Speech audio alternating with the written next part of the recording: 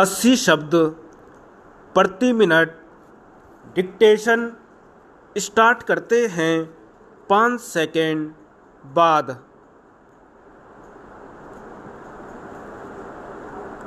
महोदय, बैंक आज हमारे आर्थिक जीवन के एक आवश्यक अंग बन गए हैं, जहां धनपतियों, उद्योगपतियों व व्यापारियों द्वारा अपने व्यापार के लिए इनके माध्यम से लेन देन किया जाता है। वहीं सामान्य वर्ग के लोग, कर्मचारी, गृहिणियां, श्रमिक, किसान आदि अपनी बचत की धनराशियां जमा कराते हैं ताकि समय पर तथा वृद्धा अवस्था में वह उनके काम आ सके। सेवानिवृत्त कर्मचारियों को उनकी भविष्य निधि, उपदान तथा पेंशन की राशि भी बैंकों के ही माध्यम से मिलती है। विभिन्न राज्यों में वृद्धावस्था व विकलांगता पेंशन भी आमतौर पर चेकों से ही मिलती है, जिसे बैंक में जमा करके ही धन प्राप्त किया जा सकता है।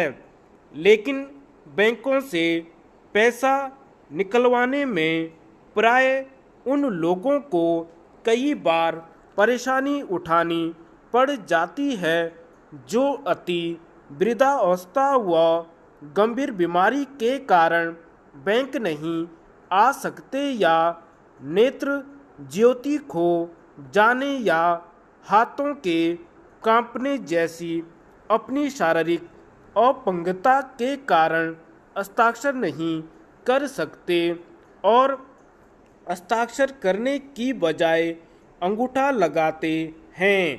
ग्रामीण क्षेत्रों में सेवानिवृत्त कर्मियों या उनकी विधवाओं को निकटतम सरकारी बैंक से पेंशन प्रदान की जाती है। ग्रामीण क्षेत्र में 10 या 15 गांवों के मध्य एक बैंक होता है और वहां तक जाने के लिए ऐसे पेंशनरों को 5 से 10 किलोमीटर तक का सफ़र भी करना पड़ता है। जहां पर सड़कों की सुविधा है, वहां ऐसे वृद्ध विधवाएं तो किसी वाहन की व्यवस्था करके पहुंचते हैं, लेकिन जिन क्षेत्रों में सड़कें या वाहनों की व्यवस्था नहीं होती है, वहां तो उन्हें अपने किसी संबंधी का सहारा लेकर लाठी टेकते टेकते कई घंटों का सफ़र तय करके बैंक तक पहुंचना पड़ता है। पहाड़ी स्थानों में कठिन रास्तों पर वृद्ध वृद्धाओं को डोली पर बिठाकर लाना पड़ता है।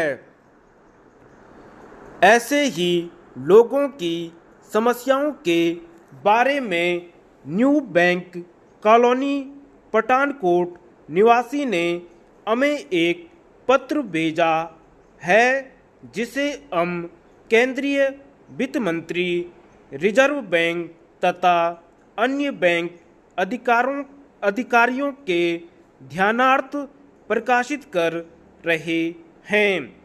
मैं पठानकोट में गत दिनों बैंक में पैसे निकालने गया। उस दिन वहां पर कुछ वृद्ध महिलाएं तथा वृद्ध भी पैसे निकलवाने आए थे। मैंने वहां पर ऐसे वृद्ध को भी देखा जो पहले हस्ताक्षर करता था, परंतु अब हाथ कांपने की वजह से हस्ताक्षर नहीं कर सकता था और अंगूठा ही लगा पा रहा था। इस वजह से बैंक कर्मी उसका भुगतान करने में संकोच कर रहे थे।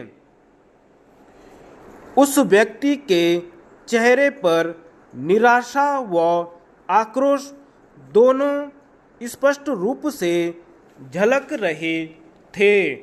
मैंने उसकी स्थिति को देखते हुए संबंधित बैंक कर्मी से आग्रह कि मानवता के नाते उक्त वृद्ध की समस्या को समझते हुए उसको भुगतान कर दें। खैर, कुछ औपचारिकताओं को पूर्ण करने के उपरांत बैंक ने उसे भुगतान कर दिया।